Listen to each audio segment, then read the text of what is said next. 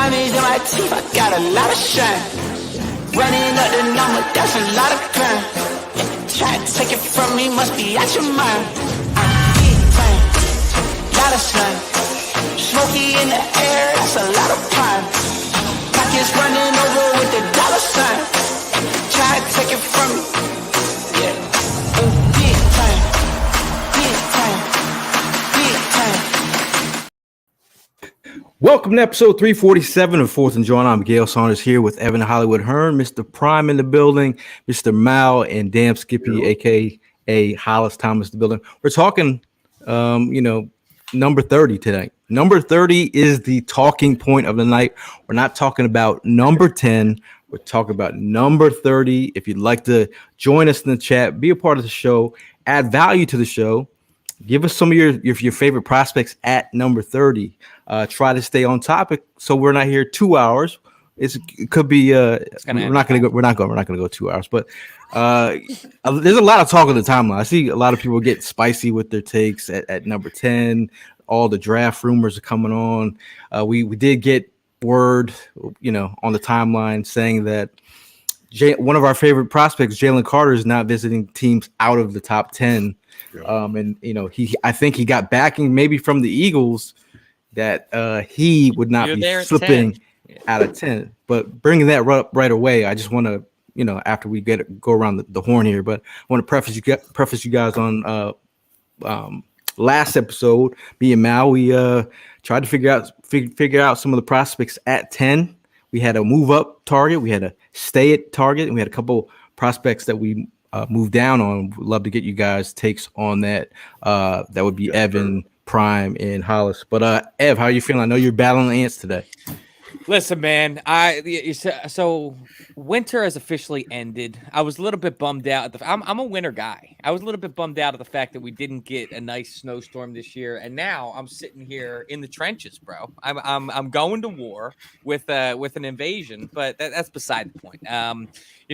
Happy to be here. Obviously, we are just less than 4 weeks away from the NFL draft, dude. I am getting amped. I am getting juiced up for this. I think. Just considering all the capital that we have going into this thing, I think that there is a lot of, big name pieces that we could add into this team. And then you also look at the fact that, correct me if I'm wrong, but I think we're over $20 million in cap space right now. Howie did his job clearing space up. So regardless of what you feel in the draft or what you think the Eagles targets are going to be, there's still options in free agency as well. So, you just got to keep your mind open. And, looking forward to this, man. I also want to hear about who you guys were willing to trade up for in that show last week. Very, very few people. It wasn't a lot of people. Yeah, I mean, look, 23 days away from the draft. I mean, it's exciting. We got options, 2 picks in the first round that we're looking forward to. I mean, and I know in the last year you guys were talking about mixing it up, maybe trading down. And then tonight we're going to be talking about who our big prospects are for number 30. So, I mean, like, these are the type of topics that you look forward to.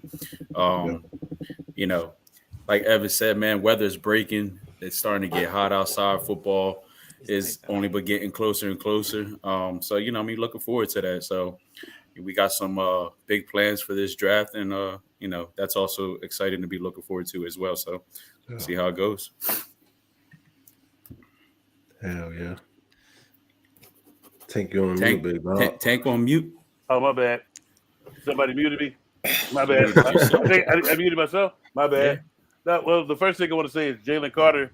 I think that's probably a mistake where you kind of alienate all the rest of the teams because somebody might be looking to jump up there and get you if they want to come visit. Now you didn't give them a reason to come up there and get you now. Yes, sir. Now you might just be sitting in that damn green room with the rest of us over there chilling. Well, I'm gonna be having a good time at the draft. So, hey, it's I hate to see what guys kind of just alienate themselves like that because when you don't go and see what everybody else has to offer, then nobody's going to want to come up and get you because you already think you're better than they are, and that's their thinking. I was like, but I don't know who, and we was talking about this two or three shows ago. Your agent works for you. It's like you do not want to put that type of crap out there on yourself. Like you're too good to go on a free trip and get per diem and get fed and stuff by a team. You don't want to get schmoozed. Are you kidding me? It's like that's the I think that's the biggest mistake a lot of guys make is because you think just because somebody's not up there in the top 10 doesn't mean they won't come up and get you. So you just cut yourself off from a bunch of different opportunities. So, I love it. Yeah, cut yourself off from them opportunities, Jamie. I also, part of me wonder. So first is Drew Rosenhaus, right? And so like that's, you know what I mean? Like that's the money guy. Like that's the guy that's gonna have you doing whatever because he has the connections. But also I wonder if like they just trying to condense how many interviews he has to do because he's so hot right now, right? That like you only want him focusing because if he interviews with a team at 20 that says, "Yo, we had a horrible interview with him," it could be a negative fallout from that. So, you know, who knows? But you also have to think of this. He didn't come to the combine. He went at his workout. He showed up 8 to 10 pounds overweight, and then finish it. Yeah. So if I'm seeing that shit, I'm not coming to get you. And then you're not gonna come on a visit either, motherfucker. Gail was looking at Jalen Carter highlights as well from basketball. What did you take away from that, Gail? I was digging in the trenches. This was I think when he was like 15 years old. He was on the AAU basketball team because he talked about he could do a windmill dunk. So I wanted to see the windmill dunk. So then I was like looking. I was like, "Yo, you got this. This is 2 possessions where you're sitting on the other end of the court." Literally, I was like, "Bro, you're not hustling back to the other side of the court." But you're getting this windmill on. I'm like, "Come on." I said, "Okay, Jalen." But think about what you just saw there, and then the 8 or 9 pounds are over, and you didn't even finish your own workout at the University of Georgia. You didn't even finish. And your pro day is supposed to be the easiest one, right? That's the one you walk into. It's scripted. It's the perfect environment. And so to see him not finish and what he did do, I mean, it looked ugly compared to Norman Smith. It's a bad look. It's a bad look, man. I mean, I don't like it. I'm 50. I'm looking at Anthony Perry's comment here. I'm with you, Anthony. I'm 50-50 as well on Jalen Carter. I mean, especially with the news breaking out like that. Like, yo, I get it, man. Drew is the best agent in the league, and he gets shit done. Yeah. But still, man, just having that attitude, and you know that this the background you got, the package you have on you right now with all the shit that's going on behind closed doors. So I mean, like you gotta kind of like build yourself the momentum back up. That's how I look at it, man. So it's kind of scary. I mean, I'm gonna sit here and I'm gonna truthfully tell you, like, I wouldn't even be surprised just because of him doing that dumb shit. He's in the late, like he doesn't get picked up until that late first round. You know what I mean? Straight up. So I mean, I know you guys are in favor of grabbing. Hey, it is. Yeah. But I mean, that's crazy for you to go into this draft with that attitude. I'm not a fan of it. He's definitely one of the biggest wild cards without a question. Mm-hmm. There's a question that a reporter had asked him. This is going into like the championship games during the playoffs. This is like a couple weeks before the playoffs. Right. They had asked him a question. They said, "What is one being the fact that everyone was waiting on him, knowing that Carter was one of the most talented linemen on that defensive front. This is with Jordan Davis and the rest of the guys. They said, you're coming back for your senior your next year. What was the biggest thing that you needed to improve on?" And he said, "Training." There you go. And he was like, conditioning, training, and I was like, he's already starting off on the wrong foot. I mean, 8 pounds overweight. Like, I mean, those were his words too. But Jordan Davis had the same label on him, right? No. Hold on. Took a chance. Prime. Not that just that he showed up 8 to 10 pounds overweight. It had only been a couple of weeks, and you show up like that. That means you're not focused. This is supposed to be definitely not training. A job you're supposed to go to. That's why when you show up, like most of the time when you show up at the combine, if you run decently and you go through the drills and stuff decently, but you're in shape, that means that you're truly about football. But when you don't show up like in shape and ready to go, and you know what the fuck is coming, I can't fuck with you because you're not gonna be there. Do you guys give any leeway in the fact that, considering what's going on in his personal life, him not performing? That should be all the more reason you have your ass at the gym. That should be all the more reason that you take these interviews. All the more reason to put that out of everybody else's mind. Quit giving motherfuckers excuses. Excuses are for assholes. They all stink and we all got them. Come on now. That's when you have a chance like this to grab the world by the motherfucking nuts and you shit it away like this, I have no respect or sympathy for you. You find sympathy in the dictionary between shit and syphilis. Come on now. Wow, you just dropped 2 killer lines there. You should put that on. Hey, you should put that on. That's that down south reason, man. I mean, Evan, you should definitely. I was just playing devil's advocate. I'm just saying though, he talking your language there, bro. But when you look at it, just look at it, fellas. If we being truthful about this, and that's why when he said 50-50 on it, I think that's what a lot of people are. And you decline interviews because you're scared. You need to get that part of. You need to get the part where the car crash and you showing up overweight to like Mal said, your own workout, your scripted workout, and like you don't finish. That's an alley-oop, bro. You don't finish. It's not nothing. You don't finish. And then, hold on. This is the other caveat. It's not nothing that the pro team have put together for you. It's a workout that you tailored for yourself. Yeah. So you fucked up. That's come on, man. Nah, he fucked up without a question, man. No, I was talking to Mal. I was like, speaking of fucking up, he was fucking up some double teams. I was watching the Florida, and this a guy Osiris Torrance, who there was a matchup between those two. I was like, all right, this is what I want to see. I want to see how he does against Carter. I want to see how Carter handles him. And I was like, on tape, I mean, he's doing a lot of work, and you like what you see. And then again, off the field, you're gonna have to like weigh on the Kobe Dean as some of these leaders, Jordan Davis. What do you like? I think they have the inside track. But again, I love. I know they interviewed his defensive coordinator from Georgia for the potential job. I wonder if they got some intel on him. Talking about like tell us about Carter. This is what I ask you. At number 10, we're about to pay somebody millions of dollars. When you think about it, he's fucked up to this point. If we reward him again, you think he's going to stop fucking up?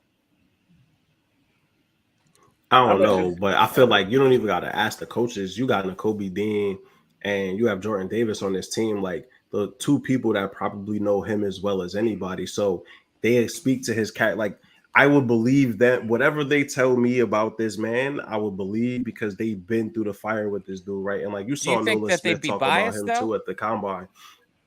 No, truth be told, in the NFL like team, if Jalen Carter was really that toxic, I don't think Nakobe Dean seems like the type of person that's going to stand there and lie to you. I agree with you. Just seeing the way he plays captain on the field when he was like he don't seem like the type, bro. I don't think he's going to go ahead and be biased about nobody. Right. He ain't got no shame to it. He wants a stud that's going to be by his side, that's going to protect him, that's got his back. And I mean, if he don't see that in Jalen, I don't think he's got any problems letting the coaching staff or the organization know, like, hey, listen, it ain't worth taking the risk on this kid. And that probably is a one-on-one, right? Like nobody even could attest to the conversation. That's a face-to-face in the building walk by. Like, yo, what about your man's? Like, because it's not even what you say; it's what you don't. It's how you phrase it. If you hit them with body language, and then you also have a guy like Nolan Smith, who is a damn leader from Georgia, who's also gunning for that number 10 spot, and he's also also a fastball off the edge. Yeah. And he's a leader, bro. So like if you're going for one spectrum to the other, again, I don't know Jalen Carter. I don't know his leadership skills. The one thing that I know we have to do and we have to think about, even as fans, is when we bringing somebody in. I take him at 30. But I'll take him at 32. But we have to look at this. It's like when you hear what Nolan them have to say, you got to realize. They don't want to make their name shit just because they vouch for this guy and he comes in and he doesn't do what he's supposed to. Yeah, I feel like he's giving us all these questions, but then you add you add to the buffet by not going to visit other teams in good faith, thinking that somebody will jump up and get you. Yeah, it's like I just you think that's a move that Deion Sanders would do? No, Deion Sanders didn't have to do nothing. He came and ran a 4-1 in jeans. And he walked off. And that's the thing, right? Is that when you produce, if Jalen went to the combine and shitted, right? Just like, what the fuck, back drills, like everything moving in space, like holy shit. stands on his numbers at his at the pro day, we having a different conversation, right? Thank Like you. the Very much pieces so. that he didn't produce. That's what Tank is saying. That's what everybody's saying is like, yo, he didn't produce. Now Nolan Smith, and so Gail and I were having a conversation. We was going back and forth, and he asked me, he was like, yo, who would you take for at 10, Nolan Smith or Jalen Carter? And like we were going back and forth, and eventually I was like, yo, honestly, probably Nolan Smith because he's reliable, bro. Yeah, right. Like when you look at the Yeah. interviews, when you look at all the stuff, I know where Nolan Smith is going to wake up, be at the place early as hell in the gym, working, practice, go home, grind tape. I know this about him, right? Jalen Carter, bro. And that's the thing. And that's the thing. You want a guy that you can rely on, and you don't have to go looking for him. I don't want to be a situation. My rookie year, one of the defensive tackles disappeared for like 2 weeks. Who's you name names? My rookie year. I'm not gonna name. No, I'm not gonna name names. No, but he disappeared for like 2 weeks. The team didn't know where he was, and his wife didn't know where he was. Oh, wow. He's wilding. Bender. Big time. He was big time. He was. And he's floating in the deep. Remember, I'm 21, so this is the first time I'm seeing shit like this. I'm like that. I'm like, so I guess I'm starting this week, huh? Next man up. Word. Bueller. I was like, oh fuck. But it's like reliability is important, man. That's what I'm saying. Reliability and being available at all times. If it's not, because especially you're gonna have your share of injuries, and I get that.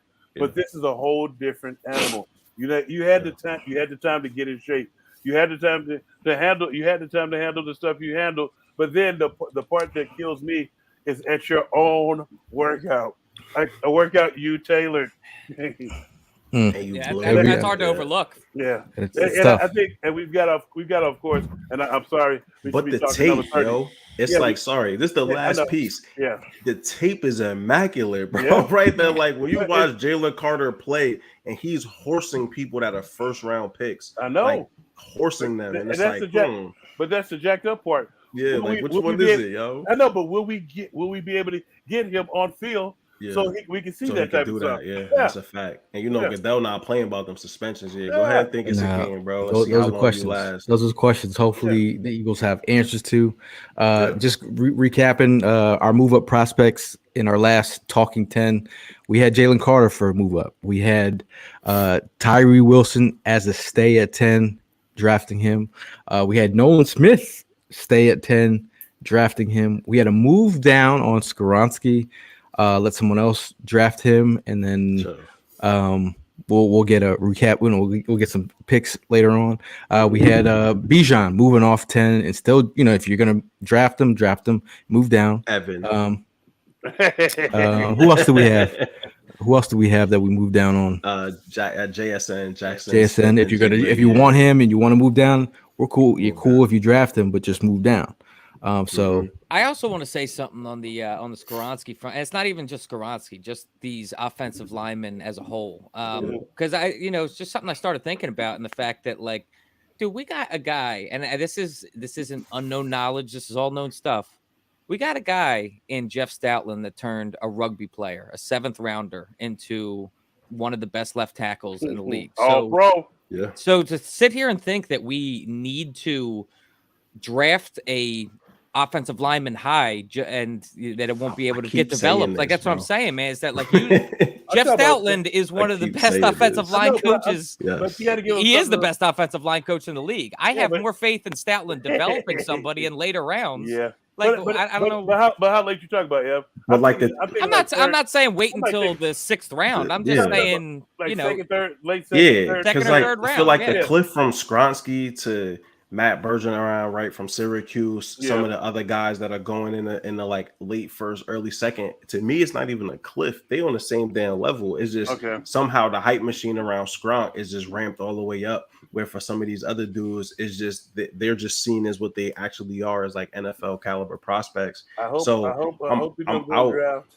out on 10 on Skronk. Seriously, because like I was telling Gail earlier, I don't know how many times you're supposed to see somebody get beat with an inside speed pass rush before I'm done. That's the quickest route to the quarterback is on your inside shoulder, and you getting cooked every time. I'm good, son. That's not a first round pick. I was thinking second or third round, but I don't. I think he's going to fall to that because I think the offensive line talent in this draft is meager restitution compared to years past. That's why you don't see any highly touted ones. There's a lot of edge rushers that everybody's talking about taking and defensive backs because of the way and receivers because of the way of the NFL is going. So you're going to see the edge rushers go, but I think it's probably going to be the offensive line is meager, so it's going to be a run on them to mid to late rounds though. I can tell you that much. Now, I mean the topic of the hour here is the 30th pick. 30th pick here. So we're gonna have to get into it. Now we before the show we kind of asked some of the guys to give some guys you want to talk about. Obviously we're gonna mention some of the guys that are in the range, but we'll start with Mal. Who's your guy at number 30 that you wanted to hit on? I mean, if I'm gonna be honest, it's two people, Jahmyr Gibbs and Jalen Hyatt. I'm not convinced that either of these guys make it, to be frank. Like, I think both of them probably end up going earlier. But these are the two players for me that I feel like you put them into this offense, and this offense jumps out the gym. Both of them are like next level athletes. Jahmyr Gibbs is probably the best pass catching back in the draft. Split him out wide, right? You could move him into the slot. And I don't think that he's overly redundant with Kenny G. I think that they both have a diverse enough skill set. You could play them both. Yeah, man. But Jalen Hyatt, you don't got to say much more, right? We've talked about him already. One of the best deep threats in the draft. Doesn't drop a ton of passes, and I still feel like he's an ascending player, right? That he's still learning the position, learning the game. But man, I would be excited to see him being able to learn from Smitty, learn from AJ, get into this offense, grind with Hurts. This offense would be explosive, bro. Interesting. I think Gibbs, man, we got a lot of Bijan stands in the Eagles community. Gibbs is the guy that. As well. But I don't think the Gibbs train is as hot as a Bijan. No, I think Gibbs, he's just electrifying. I think he's got the 1 foot in the ground and take off type speed. Like Chris Johnson, 2K speed, a little bit. He's got some juice, man. I still like Roshan.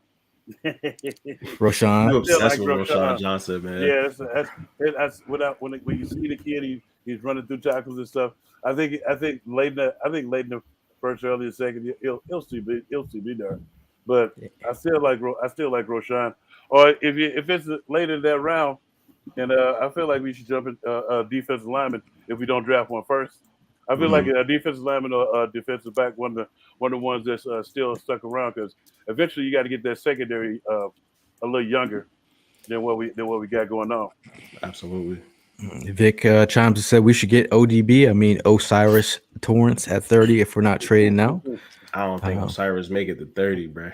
I think a lot of the people we about to talk about right now end up going much earlier than we did. Yeah. Well, what? The funniest thing is when we look at the draft, it depends on what everybody goes on, because we can have it one.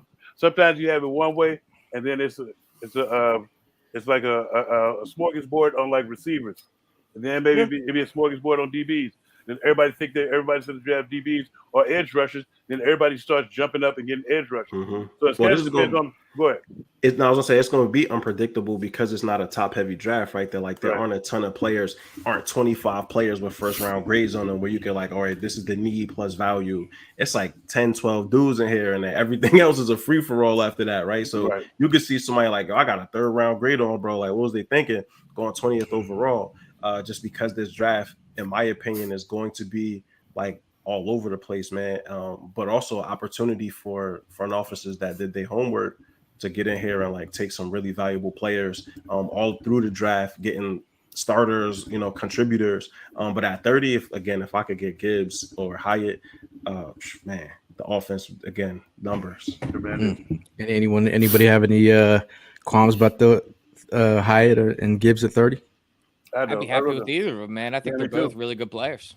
Yeah, no, I think it's like what Maul said. I mean, all these players that we're going to pretty much talk about. I mean, any of these guys fall into our hands, we're going to be all right with it. Yeah. Now, Ev, who you got? I myself have 3 different players, 2 of them being wideouts and a cornerback. I'll start with Mal's boy, who he's turned me on to, Cedric Tillman, man. Yes, sir. Cedric Tillman, dude is a baller. He's got the size that you're looking for, and I mean he's obviously got the talent you're looking for. I think that a lot of people will think that Cedric Tillman at 30 would be high. And I think that a lot of mock drafts would also say that. But I think, just like Mal said, that there is a clear consensus of like a top 15 in this draft. And then it's pretty much a free-for-all. And it all depends on what teams value. So I think, I mean, I've seen a lot of Addison going in the first round. To me, I don't think Addison is a first-round wide receiver. I think Cedric Tillman is a better wideout than him. And so that's why I felt comfortable bringing up Cedric in this conveation. But one wide receiver that I personally like more than Tillman even Zay Flowers? It's your is boy. my boy. We Zay know. Flowers.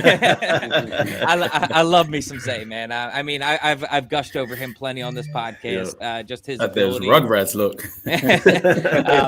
His ability, once he gets the ball in his hands, he could get to the end zone, man, no matter where he is on the field. And that's something that I see is extremely valuable. And I think would just be absolutely electrifying to add into this offense.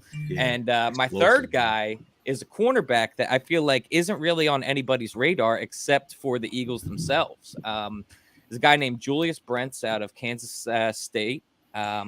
Dude is 6'3" cornerback, man. He's a little bit thin, not gonna lie, a little bit thin. They mostly are, but the Eagles hosted him for a top 30 visit, and he's actually one of the few guys. He might actually be the only guy that the Eagles have visited with twice now. So the reason that's the exact reason I bring him up is that this is a guy that's on the Eagles' radar and something that they're definitely looking into. I think that considering his size and speed, he might be more of a converted safety once he gets into the league. But like you think about how our safety position is looking right now, that might be ideal. I know there's a lot of conversation right now about moving Avante possibly to safety, but Avante is so effective right now in the slot. I wouldn't want to take him out of a spot that he flourishes in. And so if you're able to bring in new blood like Julius Brents and train him to become a solid safety for you, that to me is a win-win. I was interested at somebody just brought it up. I was going to tell everybody Emmanuel Forbes out of Mississippi State at 30. If you watch the kid's tape, he was putting motherfuckers on notice.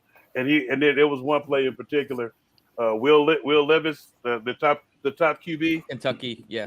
I don't know if you saw when he tried to pump fake on a wide receiver screen, and he gave him a pick six, took it to the house. Yep. I was like, dude. But his ball skills, his ball skills and his cover skills, and he's long and lanky too. So and that speed. So I think he may be, and he had a visitor too. Yep. He's already been on the visitor too. So it's not something that I think that's going under the radar unseen. It should, but it will be cool if we had another long leggy corner, especially going up against all them big ass receivers we're going up against. We're not the only one with big bullies. Well, I mean, I remember we talked to prospect alum Izzy McQuamu, who is now on the Cowboys. I remember when we talked to him and just before he was drafted, just kind of looking into his size. He's a big-bodied corner, man, and he was drafted late, and he's had success in the league. He's been doing well for them. So, to bring in a big-bodied corner like that, I'd be all about it. Well, Brent's weighed in at 198, bro, at the combine, so he was able to pack a little bit more size on him. And so, when you're talking about somebody 6'3", 198 with 34-inch arms, like I said before we even 41-inch vertical, 41 and a half, and that 11.6 broad jump, that's outlandish. I want them to go. I'm not even trying to be a hater, but I need somebody to double check that, John. Can we go back and rewatch that, because that's bananas. An 11.6 broad jump is almost unheard of. Unheard of, yep. So that type of athleticism in a frame that's 6'3", 198. Yeah, I mean, I don't see why not. That's a great catch, my boy. Thank you, man. Interesting. With some other picks, it's a point in time where hearing about other prospects not named, the average selections. Right, Bijan. So, Primo, who did you want to? I got two guys that pretty much caught my attention. You got cornerback from from the Georgia Bulldogs. I know Evan's not going to agree with me on this. Evan's not going to like him. Kaylee, I love it. Apologize if I'm saying it wrong. Kaylee Ringo. Yes, sir. That was just a Ringo Starr joke, by the way. Yeah, I think the dude. I think the dude's a stud, man. I mean, he's got some serious stress. I mean, it's definitely a position that we are looking to go ahead and get ready for the future. I know we're set to a standard, you know what I mean, but it ain't nothing wrong with bringing some big dogs such as himself onto the squad. I mean, he plays with, he covers his own pretty good. His open and transitions are generally smooth, you know what I'm saying? Stays low, balanced, physical. He approaches the run support duties like a safety, based off of the notes I'm seeing here. I mean, he fights through blocks, maintains run leverage.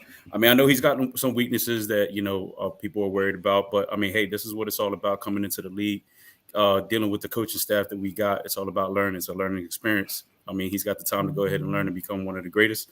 And pretty much at the end of the day, it's all up to him. The other person that I'm interested in is the Cincinnati wideout, Tyler Scott. I wanted to talk about him 2 shows ago, but I didn't get the opportunity thanks to Tank because he was always interrupting. But well, if you was on the last show, then But no, I like Tyler Scott. I mean, the man, he runs a 4.29, 40 and a half vertical. All right. I mean, his speed definitely stands out. And then, 10 out of his 14 career touchdowns have been over 30 plus yards. I mean, we're looking to go ahead and definitely fill that third wideout spot on the team.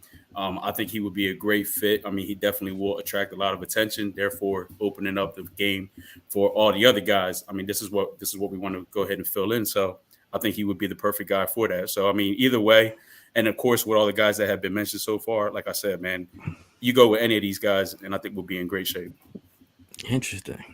I mean, the Caleb Ringo, if you look at earlier mocks, he was like one of the number 1 corners, top 10. But I think the inconsistencies there. Yeah. I still think he's an athletic freak. I think if he works on that technique and he, refines his game, then Mal brought it up best when he's like, just think of him if he doesn't come in and get his shit together and get his technique down.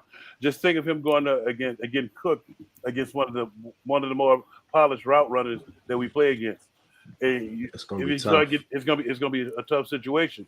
Yeah. I personally think that he can do it, but I don't mind taking him at number 30. At number 30, I think it's a good pickup.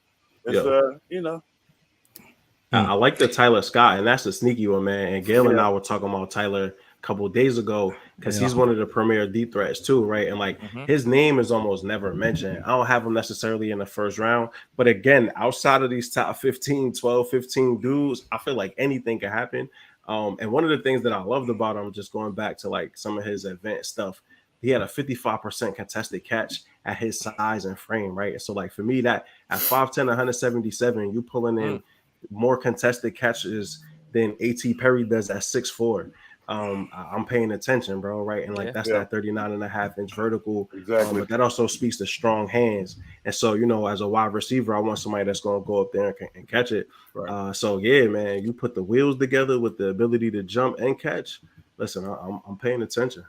And the thing about Tyler Scott, that motherfucker was, excuse my French, hey, dude was wide open. And I'm like, yo, how, that's what you text me, like, how is he always open? Like, you think about the guys that you're going to defend against this dude. We know that he's stretching the field. We know that how is he wide open? Like how you, the funny thing about being wide open is just catching the damn ball. But that's an underrated part to this, right? It's like when you're in traffic 10, 15, 12 yards, those catches when you're by yourself, it's a head game at that point, right? It's like it's like at the free throw line, you got a shooter that's clutch, but then you get to the free throw line and you missing because you in your head. So anytime I see a guy that is like Jalen Hyatt, Scott that we were just talking about, the guys that actually could catch whenever they get behind the defense, listen, I'm with it. That's an interesting one. I also am just loving the idea because I think that there is a lot of talented wide receivers in the top end of this draft. But then you also think about like to bring whatever wide receiver we were to end up bringing in as the wide receiver 3, we have a legitimate three Batman system, bro. like we talked all last year about we got fast Batman. We got actually 3 Batman with that case, bro. About it. Well, it's the funniest thing too is you're not worried. We as fans are not worried about it like we were, like we started worried about it mid to late year. Because early on we thought we had 3 Batman, and then Robin revealed himself, and it was just I don't know, it was a downward spiral for him. And then you sometimes you want to feel sorry for him, but then you realize that he wasn't sorry when he went to pick up his check on Monday. So I mean, you got to put in some work. You got to start catching the motherfucking rock. You got one job, just like a kicker. That's the ball. Now, Big Tank, who do you got? Who were some of the prospects that you had on your mind at number 30? At number 30, it was where is he at? Hey, I was also looking at 30 to like in the second round, Cansey, if he's available, because it's like because we were talking before we came on about what I look for when I watch the tape. My first thing is watching the pad level and hand usage. If the guy doesn't have good hands and his pad level is high, it's gonna turn into patty cake, a one-sided patty cake match with an offensive lineman, because he's gonna put his dick beaters all in your chest and face. And I saw a lot of that with a lot of the guys. We was talking about Breezy. We're gonna call him Breezy. Brian Breezy. I was looking at him, and that's what was happening to him. And it was mainly because I want to say it's mainly because of his knee. He's coming off of knee surgery and stuff, and then having those little knick-knack injuries.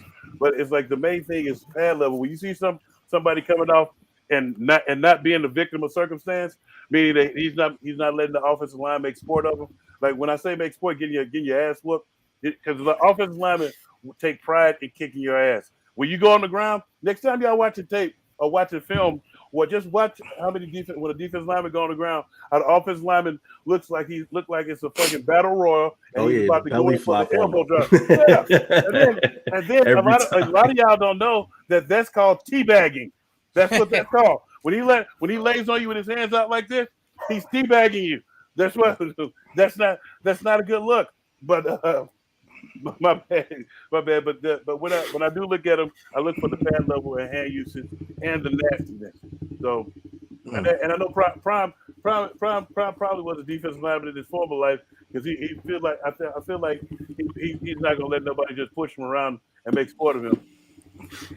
You know. Oh, he's a linebacker in his former life. And then also, I looked at Brian, and I did like the kid Henry Toto as far as linebackers in the mid to late round, and I do like the kid Drew Sanders was knocking the shit out of everybody that moved, and he also can stand up at outside linebacker, but he's playing mostly linebacker, and he was destroying fools.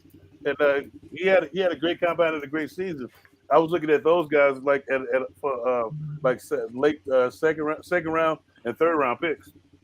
Yeah, Drew Sanders is so interesting to me because like he was almost getting comp to like TJ Watts, like really, really adept pass rushers, and he's almost in the mix to me, right? Like when you watch him, like I like what you say. He hits everything moving, but so often he doesn't really know where he's supposed to be outside of that. Yeah. And so it's like, can he only go forward? Can you put him at Mike, right? Like, can he play in the cover 2, cover 3? Like, I still was trying to figure out exactly where he is in that comparison. Will linebacker, go get the ball. Will linebacker, go get the ball. That's what you think.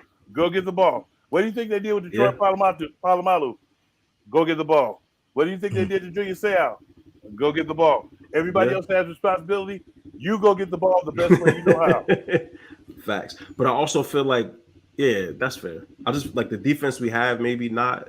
It seems like they would want him to be able to do more. But listen, if that's his role, go get it. Yeah, but the other part that I didn't mention was if you look at a lot of those guys, their film study, and if you like, I playing with guys who they do what the fuck they want. Their film study, they start calling out the offense plays, and they come to get it because they know where it's at. I was like, it's kind of mesmerizing at times because he's like, damn, how the fuck did he know that? And maybe because I was fat and tired, and that and not paying attention. But it's like it's certain guys like that, they have a knack for getting in the backfield and performing what I like to call backfield boo loving. Okay. Yeah, I'm just saying. Backfield boo loving. my prospect here, Osiris Torrance. Osiris. Obviously, I think he's got a chance to move on up. I think, when people are talking about moving a guard in, tackle into play guard, when you can go later and get Osiris, and I feel like he's got the size you like. I think you team him up with Stoutland. I think it'd be a great pairing. You talk about a guy. I think Mal likes his lineman a certain way. I think he would fall in that category for Mal. We talk about size. This is 6'5", 347 versus, we're trying to project Cam into the right guard spot, but I mean he's 302.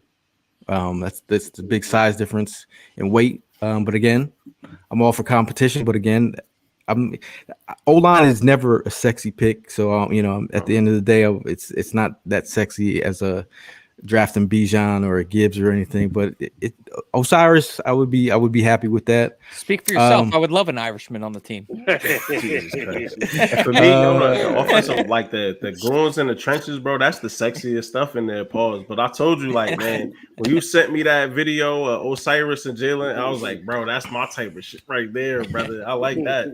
Like, that should get me excited, bro. So that offensive line work. If you get somebody like Osiris, that's just a horse. Yeah. Man. I mean, you talk about sexiness. I mean, I mentioned, I threw a name out there. I'm not sure if you got a picture of him, but I mean, he definitely. Oh my God, like right there. I'm reading your mind, man. I'm reading your mind. I mean, that just by the way he looks, he's got that I don't give a fuck attitude. You know what I mean? He's gonna go ahead and block. You know what I mean? He's gonna go ahead and make sure that nobody's gonna go ahead and touch Jalen. So I mean, but North Dakota State though. Man, so what, man? Come on. Well, I actually talked to him at the. I talked to Cody at the Senior Bowl. So you saw him, bro. He was talking one-on-ones. How was he doing? No, he's doing well, and I think the fact that he was able to move inside, they love his versatility. They love that he would get after. He's got that. He could get that mean streak in him a little bit, But Cody Mock, I definitely a guy who. A versatile lineman is very key. I mean, the Isaac Sumalu. We just lost that. Isaac Sumalu could play every single position if he needed to. Right. But if you're going back to that football IQ, and they love Skoronski and his ability to move and take over positions. They love Skoronski. They like that. Because he can get horsed at every position. He give up inside speed technique on every damn snap, yo. Awesome. I can't wait. Yeah. So my other guy that Tank, you brought him up. Obviously, I think he's going higher, but he's an outlier. That's can't what I'm saying. It's like Cansey is an outlier. No, but it's like kind of like when you look at the draft. It's like when you look at how the draft may fall, somebody's going to reach for something. Somebody, like we were saying, somebody's going to reach on an offensive lineman. Somebody's probably going to reach on a safety or a linebacker or somebody that they really want. And we just going to be there. We're going to be there for the taking. I'm saying if he falls to us, you can't get that. You can't get that slip of paper in fast enough. Yeah. My thing about what I love about Cansey as a prospect, obviously he's 6'1", 280. He went to a school. He drew the luck of the card that Aaron Donald went to. Same size. He's gonna be measured at that kind of. But that's unfair to Cansey. But at the end of the day, for his tools, I think he brings his lunch pail to work every day, and he got an explosive first step. And I think I was telling Mal, I'm like, if Cansey had the I said no. If Miles Murphy had the tools that Cansey had, then I'd be talking about Miles Murphy in the top 10. But Cansey, he's a guy that just fights for it. And I saw shout out to Adam in the chat as well. I did see him bring up Adetomiwa Adebawore out of Northwestern. McDonald out of Iowa State. I saw in the comments too. Yeah, I thought that Adetomiwa, he's the same. He's the same build as him. He's got some long arms. He ran the 4.64. Like, these guys are kind of outliers, and I think the league right now. I was telling Mal this today. I said there's a lot of outliers in this draft. You go to Tank Dell. You talk about these guys are 5'9", a buck 67, broad jump, bro. $170. Like Julius Brents is a complete outlier. Like, yeah, that's a lot of that. Adam, just so you know, Gail was practicing that name in his head before he mentioned it. Oh yeah, he was just showing off. That He knows how to Yeah, he pronounce was it. definitely. See, thank Addy you. Tommy, Adam, 'cause he well, was bro. definitely Come on, showing man. He's been Hey, going hard for a week. Did you know his father is a prince? This is like some real. Of course. The man has got his own money. some real stuff. Go check out his tape, man. He did kill the combine, but again, his He runs arms, like a baby, bro. If he runs like a toddler, it threw me off watching him play. Son. He has like this toddler waddle when he starts running, son, and I'm like, I can't watch no more film, son. I'm gonna start laughing. Go watch it, man. The long arms. I kept watching it. I made it through like 4 games, chuckling the whole time because he runs like a toddler. But no, he's definitely a good football player. But I couldn't get it out of my head, son. I was like, what is happening? Like, one name that wasn't brought up in today's conversation that I think maybe could slide. Any interest in Luke Van Ness at 30? No. Not at 30 even. No.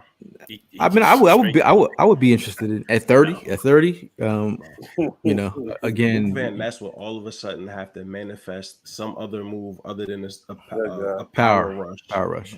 Like, I will have to dig into his 17th game that I've now tried to watch to find him do something other than try to run people over like a bulldozer. So like the thing with Van Ness is like, he hasn't put it all together yet. So you're trying to figure out who he is as it's a projection. Yeah, try-hard white boy. Tank. Thank you. So is Skronsky, son. They are try-hard white boys that just got a lot of hype around them. They are not very good, bro. Like, can we stop this shit already, son? Can we stop Will Levis? Can we stop? I'm waiting for Evans football players, but can we stop with this shit? Let's go, Caitlin Clark.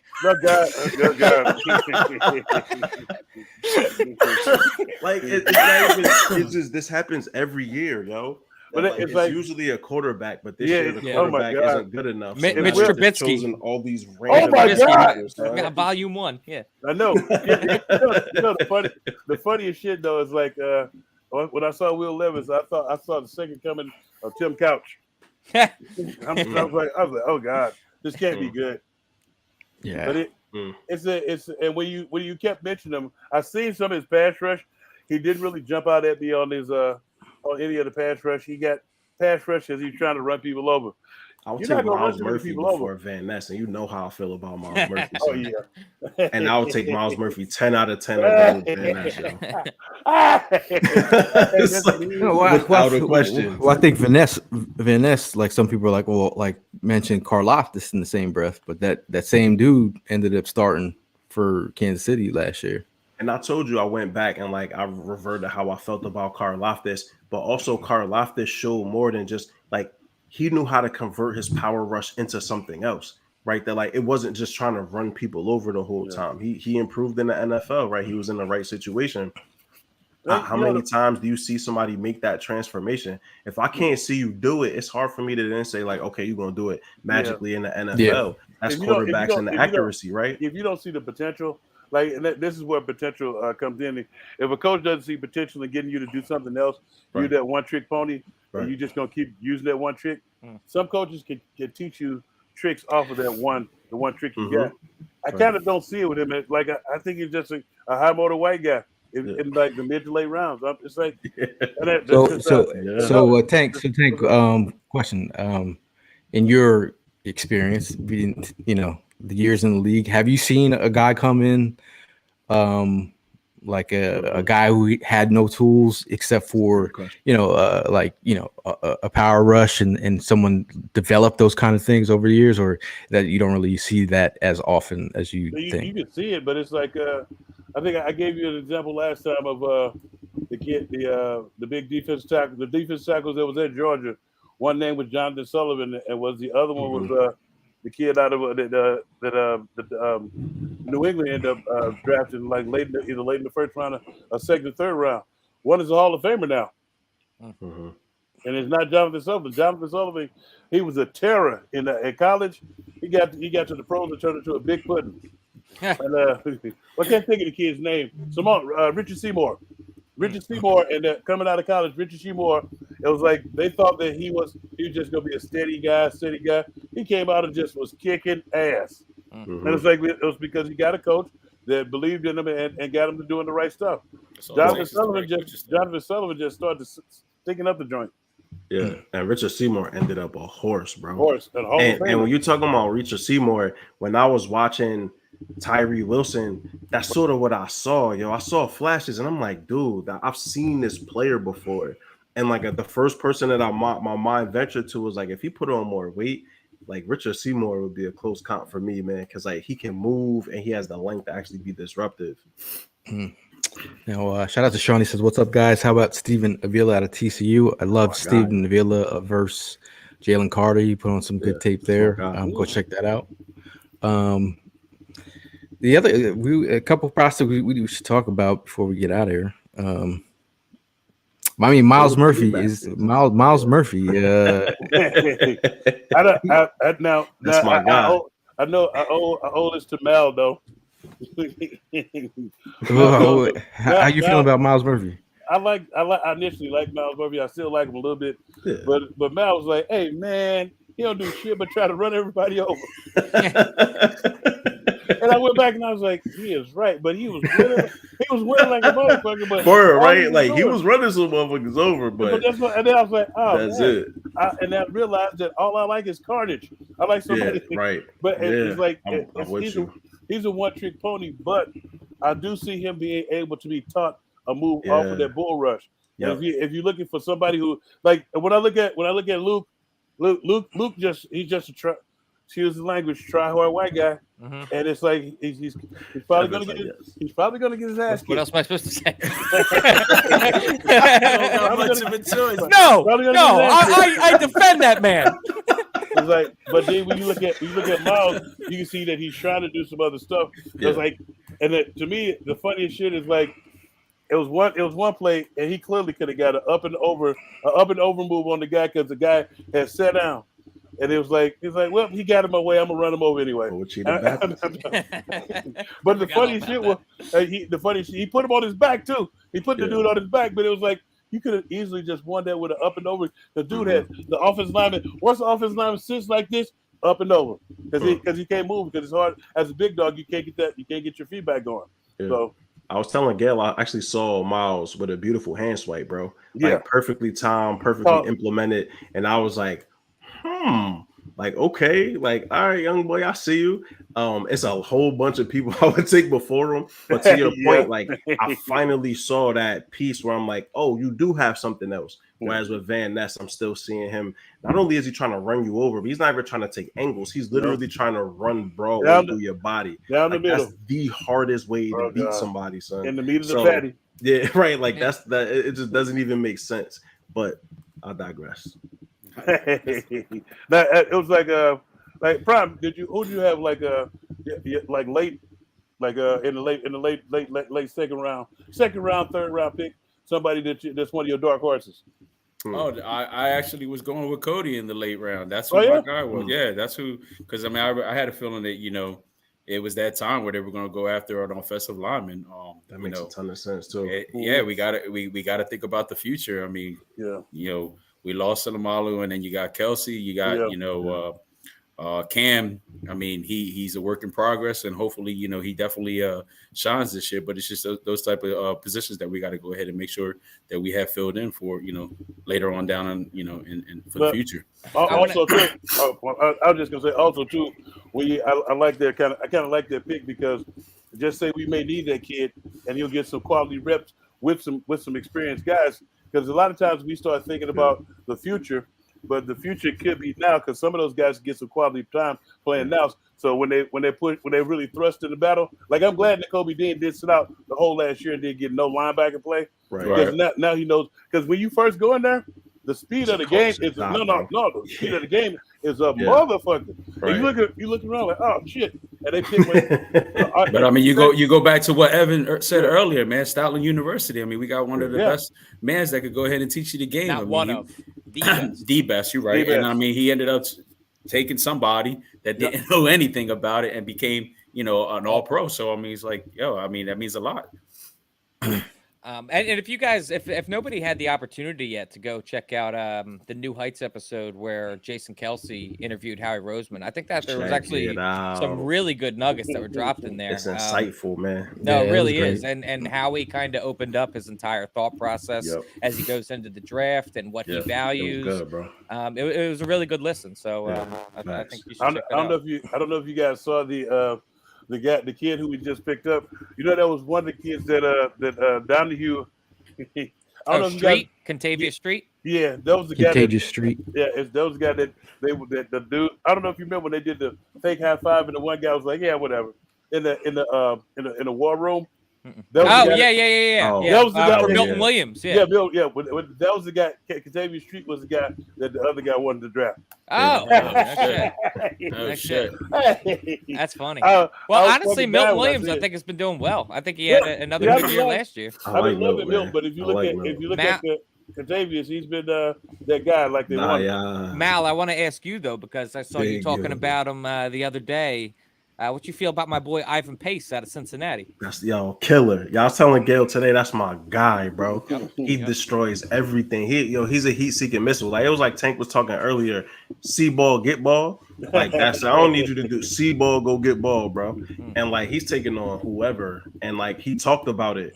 And I like what he said. He said he was running across the face, right? Like he's not running into people. He's taking angles and winning the spots, right? Like he knows where he's supposed to be and geometry, right? Yeah. I know that much. And some physics in there too, because when you smash into somebody faster than they moving, you tend to move them backwards. Right. And so, that's his whole mentality is like, I'm gonna just go hit it. And then I got on my Gale deep dive and was going, I watched this huddle tape, him playing running back. He's a beast, bro. Pace? That he played running back in high school. Yeah. I don't know how he was so lowly ranked. This dude was he was a Probably beast size. at running back, son. Like, he's short. He's But 5'11". Ivan Page Jr. He's tall. He's that Daniel Zach Beaton. Thomas. Yeah. Well, he had to transfer from Miami, Ohio. He's actually I believe his brother plays at Cincy as well. But I think at the Senior Bowl, none of the running backs could block him one-on-one. He was smoking them. Son. he's a dude that you could easily see blitzing. Yeah, Ryan, you know the vibes, bro. You know when you watch somebody on tape, it's like Tank said. I like carnage. I like destruction. When I see somebody causing just destruction, that's always gonna catch my eye. That's why Devin Witherspoon, I popped it on. I seen him knock somebody in the next Tuesday. I'm like, that's my guy now, right? Same with TVT, physical. Ivan Page Jr. Yeah, he got it. He got his dog in him. I was watching his mic'd up at Cincy, tackling. and I was like, he's tackling like the head coach. Like you got to be really good to mess with the head coach like that. I was like, he must be really well liked and really he must be a favorite of the coaches because he's letting this dude tackle him all over the so go check out Ivan Pace from Cincy. Any other players before we do this quick mock? I think Prime's got taco responsibility. I made my tacos yesterday. I'm just reheating them. I'm like, hurry up, yo. Come on, get started. Let's go. Hey. I just want to mention some players, some other cool players that we had up there that we didn't talk about. Deontay Banks, long physical corner. I definitely think he's going to go higher, but just want to mention him out there. Also, Darnell Washington, everyone's favorite violent tight end. Moist gang over Darnell Washington. Moist gang. Whoa. There's that one play versus. There's this one play versus Oregon where he demolishes a couple people, and then he hurdles somebody. And I'm like, we're not going 17-0 this year, bro. We gonna have to fight this one out. It's gonna be slugfest season this year. Were you the NFC champs? Yeah. Everybody, you got a target on you, bro. Yeah. Especially San Fran, Dallas. Like we got some good teams that's coming to wear us out. So this football team better be ready this year, bro. We not surprising. Yeah, I can't wait either. Yes, sir. Does anybody see the Eagles drafting Darnell Washington at number 30? Not in the first, no. If he I think he ends up going. If he fall to number 30, I don't know. But like, look at I what don't they know, did man. with Goddard, right? They moved back, second round pick, Yeah. not too far into the second. True, Felt yeah, real true. good with him, right? Positional value might not Anything be can too happen. far wrong. Because Yeah, I saw Bob from down move back under. for Goddard, or was that just the They first moved pick back. of the draft? They moved back. Yeah, they moved back. Then they moved out of. Isn't that when they got? Isn't that when they got whatchamacallit Wentz. to the whatchamacallit to the If you Ravens, look, yo? if you Lamar look at that, Jackson. if you look at that draft was a phenomenal Traded out draft. of the last that We, pick. we're talking about Sweat. Lamar. We're talking about Lil Tay. We're talking about Jordan Mailata. We got Pryor late in the 6th, and Mailata in the 7th. And Goddard, you're starting to. But you remember how we did Dallas on that one? How we moved out in the first round and then moved right back in front of them and drafted Dallas. Yep. Now speaking of Bob from, cool as fuck. And then we got Smitty from the instead of the Giants, and the Giants are sick because they ended up with Kadarius Toney, who flopped, bro. Yeah, so but like he did kill us in the Super Bowl. It seems like he's had a little bit of He a ain't revival on in the damn KC. Giants. I'm not gonna lie. It was injuries. Kadarius Toney always could play the role that you need him. He just wasn't I don't available, know. right? Me and Gail were checking out his rap albums prior to before the draft. I said check his SoundCloud. He's not going to be a Giant for long, and that happened. But Bob from Down Under did mention tight ends. Dalton Kincaid out of Utah. Definitely, if you're talking about, again, me and Mal had we did this draft video on Dallas Goedert before Zach Ertz was heavily entrenched, and we were like, Goddard's the guy. And here we are. You're missing. Have you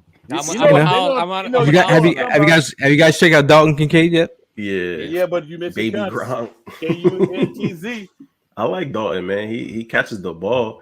I didn't really see a ton of blocking reps from him. Yeah, predominantly saw him route running, right? And so, but I also feel like that was the knock on Ertz. That was the knock on Goddard. Like they came in and they learned it. And so when you're talking about you've been able to consecutively teach your tight ends, second round tight ends, you got how to block. You know what I mean? Like, did Ertz learn how to block though? Yeah, Ertz learned how to get in the way of people. Like, for me at tight end, that's what you got to do. You can get in the way. You did your job. You blocked. Get in the way, shield them out the way, run them out the way, trip them out the way, and don't get caught. I don't care, bro. You don't got to dominate, right? Like if you're like Darnell Washington is a dominator, but he also doesn't give you the same type of reps in the passing game. But have you Zach Kuntz?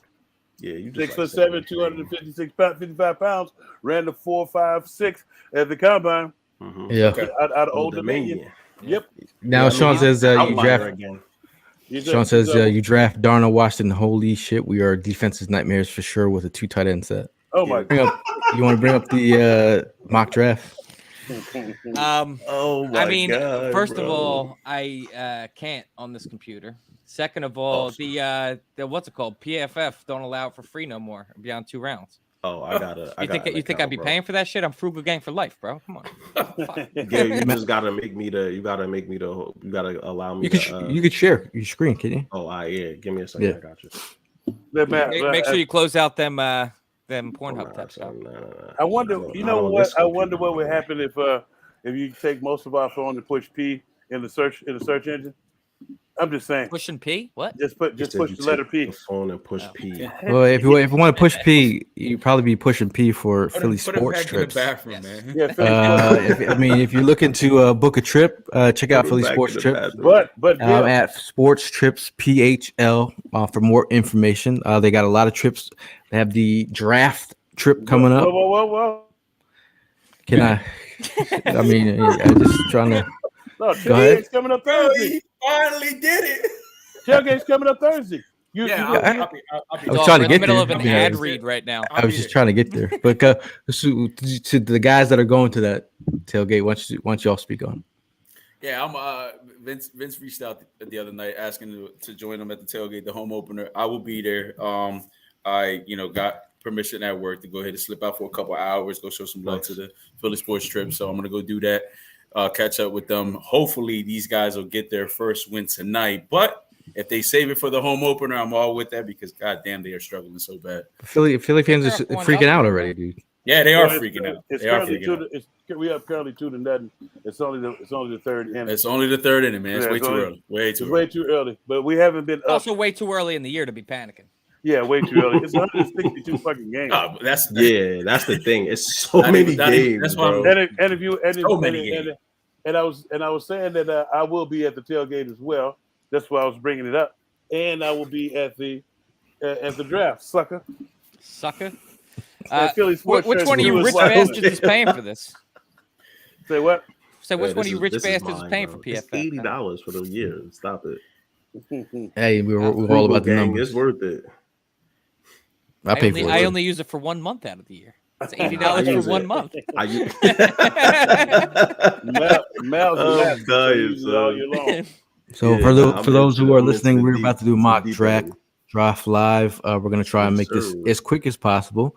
For Are we? those real ones staying around, we appreciate your time. You want to set up the theme, or we're gonna just go off the rip? Nah, We're gonna man. feel like Go with trading the flow, down. brother. Going I with say we trade just down. let the board speak to us. Go, yeah, go Okay, with the let's flow. go. All right, y'all Let's ready? go with I Start agree. drive. Just go with the flow. Oh, I gotta get my tacos. I do. All right, so as usual, just to review, Bryce Young went number 1 to Carolina, CJ Stroud 2 to Texans, Tyree 3rd to the Cardinals. Will Levis will not be going 4th to the Indianapolis Colts, but he did here. 5th was Will Anderson Jr. to Seattle. Interesting. Jalen Carter 6th to the Lions. That would be amazing. Anthony Richardson 7 to the Raiders. Skoronski going 8 to Atlanta. Good for them. I'm happy for him. And then number 9 is Paris Johnson Jr., tackle from Ohio State, going to Chicago. So right now we have Devon Witherspoon from Illinois, Quentin Johnson, TCU, Gonzo still here. It's a lot of people, man. JSN. I can't really see what the chat is saying. Can't see. We got Brian Branch. Yep. This feels like trade back territory for me. There's a lot of talent. Okay. Right there. Yes, a lot of talent right there. All right. So Where did Carter go again? 6. Carter went 2. Detroit. Yeah, 6 to Detroit. Yep. So it's the Green Bay Packers at 15, 15 and Washington 45. at Give it to me. 16. We said we were going to let this shit ride out. Why are y'all always What are you talking about, bro? We said we're gonna go with the flow. We're going. You gonna try to get 15? 15 Yeah, and so 45. we could go for 15. So Yeah, go ahead. 15 and 45? All right. Put some more on that. Nah, it's 51%, bro. We ain't gonna get You can get one more. Yeah. There you go. I'm I telling gotta you. get accepted though. Yeah, I'm gonna accept it, bro. Stop getting greedy. It's good. We'll trade back. We'll light something. It's not enough. It's enough. Yeah. So 15 to 45. We moved back 5 spots and got a damn second. So we moved back. We did the trade with Green Bay Packers. We moved back 5 spots. Got the 45th pick as well. Yep. We got 15 and 45. I hear some Bijan chants. Nolan Ooh. Smith would also be a great spot right here. And they all went. Christian Gonzalez goes 10. Spoon goes 11. JSN Porter goes 12. JSN goes 13. That's such a Patriots pick, bro. Oh, 100%. I would not be surprised if he ended up there. That's the ultimate Patriots pick.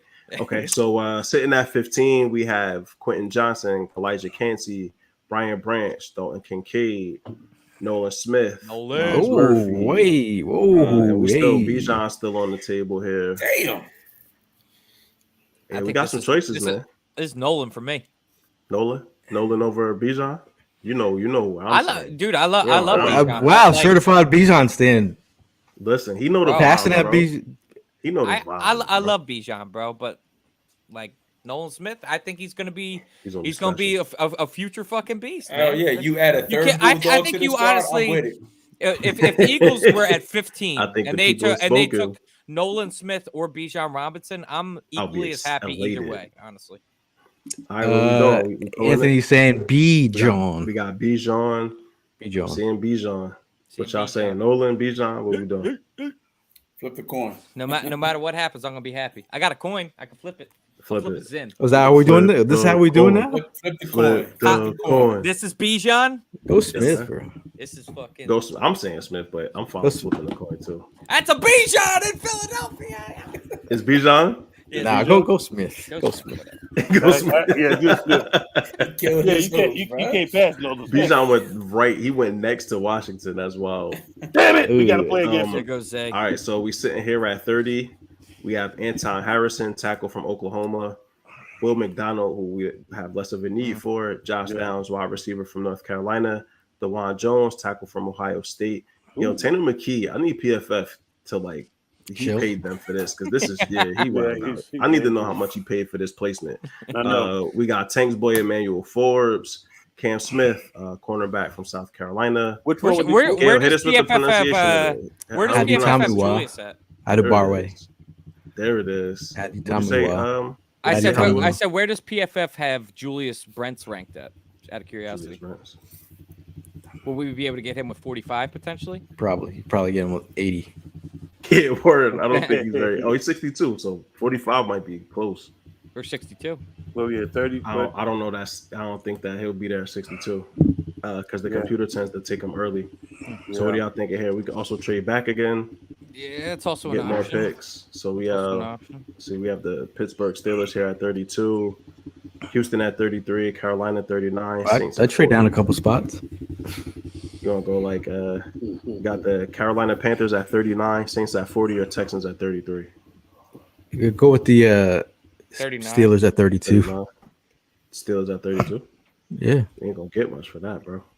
No, we ain't moving nowhere. All right, I mean, what you said? They ain't giving out. They ain't giving out nothing. Oh, let's see what they're talking about at 39, bro. Let's see what they're talking about at 39, bro.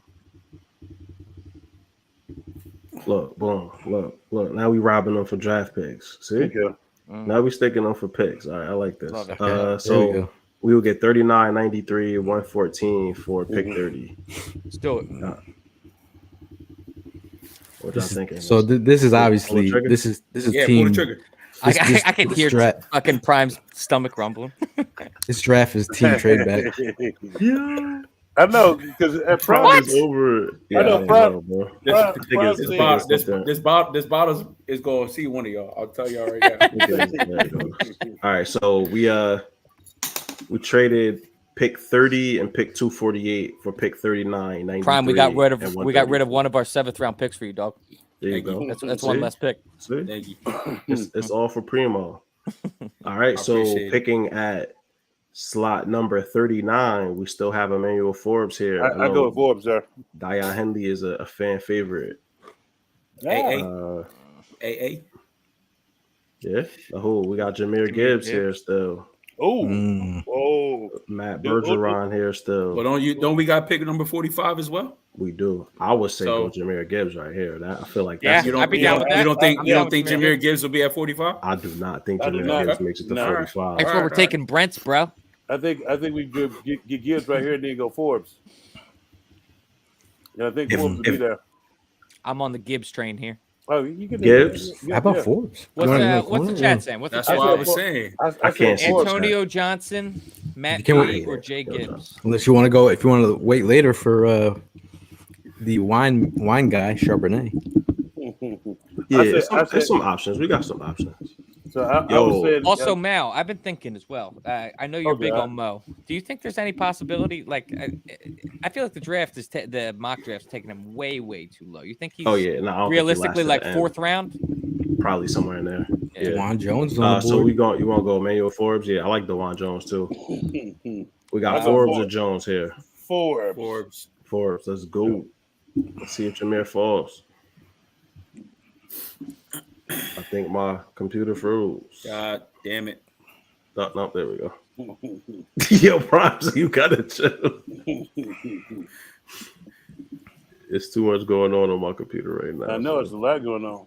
It's overloaded. All right, we got pick 45. Oh, you took Tanner McKee? No, I didn't take anybody. I told you. Hyatt and Jahmyr Gibbs both went. No, he did with the Jets. Shit. Yeah. Because the Jets would have taken Forbes. Forbes. Is an interesting one right there. I would be Charbonnet still there? Bergeron, Drew Sanders is here. Charbonnet will be here still. Sidney Brown? Yeah, Charbonnet is here. Julius Brents is here if we wanted to take him still. Julius Brents will not make it to 62. I was going to say, what's your thoughts on, what's it called? Trying to take Charbonnet at 62. I think he'll fall to 62. My pick would be Matt Bergeron. And we got a corner and we have a edge. You have a corner and the edge. Take Bergeron. I think Bergeron. I think that's a great value pick there too. Drew Sanders would be interesting as like that situational pass rusher, see ball, get ball. Yeah, see ball, get ball, and Oski. the Joker. Yeah. That's What all. y'all thinking? When's the last time a linebacker went second? What was that? That San Diego State Matt. What's his name? Remember him? Matt McCoy. Matt McCoy. Remember that dude? Holy! Yeah, I call him Mutt. He was with me in New Orleans. Yeah, one green eye, one brown eye. All right, so what y'all want to do? Charbonnet. I see people saying Charbonnet. I say we hold out for 62 for Charbonnet. All right, so this then comes down to Julius Brents, Drew Sanders, Matt Bergeron. I say Bergeron since we just took Emmanuel Forbes. Yeah. Or is what? Yeah, okay. I'll be cool with Bergeron. Yeah, I'm cool with that. Right, Prime, so look, you're so solid over there, Prime. What's Promise happening for you, brother. Just It's push the moving. button. I know. It's moving, brother. It's moving. There goes Oh, Brent's went 61, son. Ah, Damn. That killed Evan. Damn. Charbonnet. Yeah, Charbonnet's Charbonnet. good. Get Charbonnet. Get him. That's it. Here we go. See now we cooking with gas. Now we got our power Look, back. now Gail happy. Did Cody Now Mock Gail go right happy. after that? The green I think so, destiny. yeah. The green we got destiny. back-to-back picks, too? back to Love back that. picks. Oh, cool. Love that. Carl Brooks, TVT.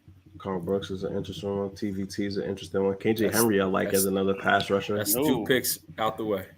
Tajay Spears. And we have no 7th round, so you good. We got Yep. Jaden Okay. Reed here. Jaden Reed. Wait a minute. Whoa. Jaden Reed. Ivan Page. Jaden Reed. Jaden Reed.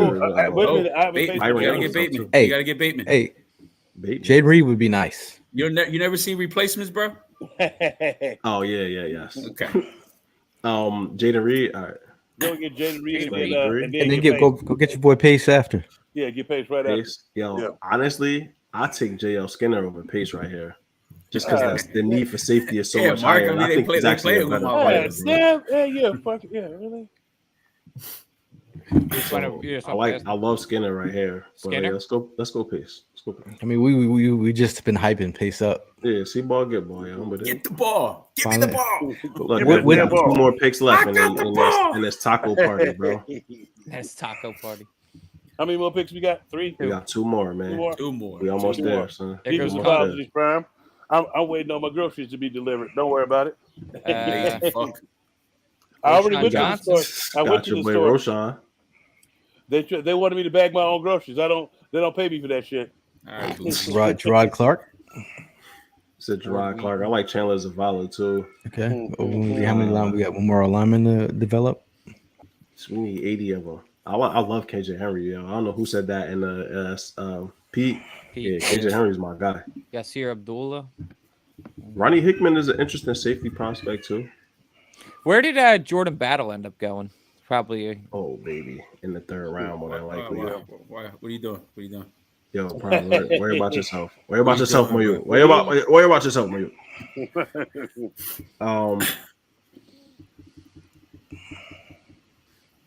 I'm saying probably KJ Henry, probably the best value on here on the board too. Just go. Do KJ Henry then. That little man? Is that little man? Yeah, yeah, I know. See, he feels my pain. Hurry up! He just want to beat me up, man. I'm not running off to go get beat up, bro. I got my son waiting for beat me up to upstairs. He's like, where's Dad? Is MJ looking at Prime right now? Or I'm sorry, MJ looking at fucking man. He can't wait.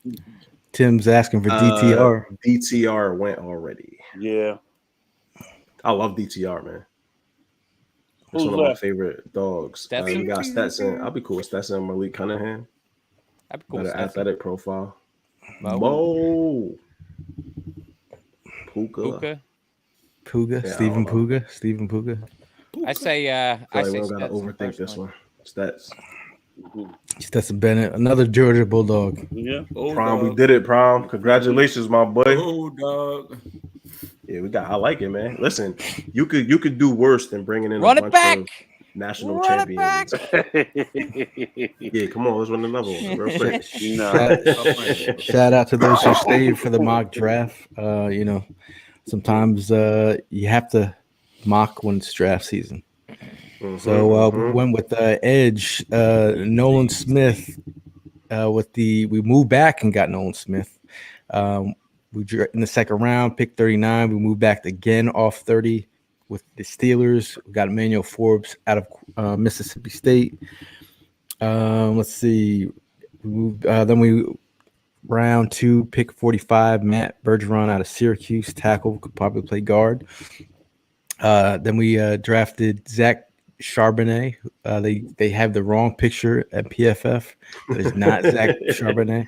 It definitely isn't. We got your power back with some wiggle. And we got in round 3, pick 93. We got Jaden Reed out of Michigan State. Could be your wide receiver 3, punt returner. Got some special teams ability.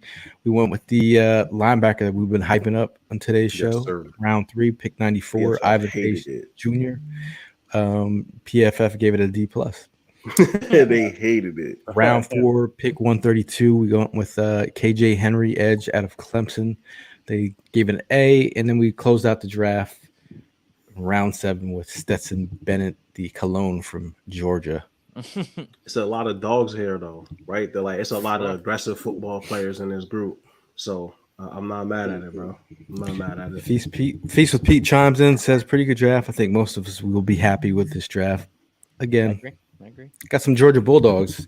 Keep it in the SEC. It can't go wrong. You can't go wrong. But before we get out of here, last word. We'll start with Prime since he's ready to roll. Yeah, so I'm ready to go and finish Taco Tuesday, my dinner. Appreciate y'all tuning in. Again, like I mentioned earlier, 23 days away from the draft, so definitely excited to get to that point. Try to stay safe out there, check on your peeps, and as always, go Birds. Big Tank. Oh, what's up? Just chilling and stuff and handling my business, interrupted Prime, and Gil whenever I feel the need to. That's why we hired you. So just meet us out. Meet me out at the tailgate. Prime gonna be there. I'm gonna be there. Just go try to pump up one of our other Philly teams because they're sticking up the joint as we currently speak. But take care of each other, like Prime said, and check on one another, and go Birds. Big Mal. Just mind your mentals, right? Like mental health is wealth, man. So stay on top of that stuff. It's getting nice outside. We outside again. Protect yourself, be smart, right? It's that season where we get a chance to really just celebrate the Birds in the off season, right? The draft is here, man. We've been preparing for this joint. As always, excited to just be here with you fellas and just talk with the folks in the chat too. Y'all can hear little homie. He ready for me to wrap it up. So I'm good. I'm done. Yeah, for me, it's somewhat. I mean, we've talked an hour and 23 minutes now about football. My last word is kind of the opposite of Mal's, to be honest with you. It's an open invitation to these ants. I'm not above committing war crimes. You motherfuckers are going down. I will burn this property down before you guys win. So you get ready to meet your maker. Shout out to you guys that are sticking with us during this draft season. Not everyone's a draft hoarder, nerd, whatever you want to, draft geek, whatever. Like draft season is all about get your mind right for the draft. So it's exciting. It's like playing bingo. They call your number on bingo night.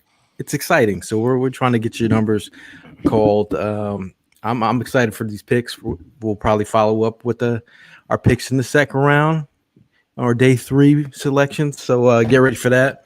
We will see you guys in the next one. And as always, fly, Eagles, fly. Go get your tacos. Be safe, Pete.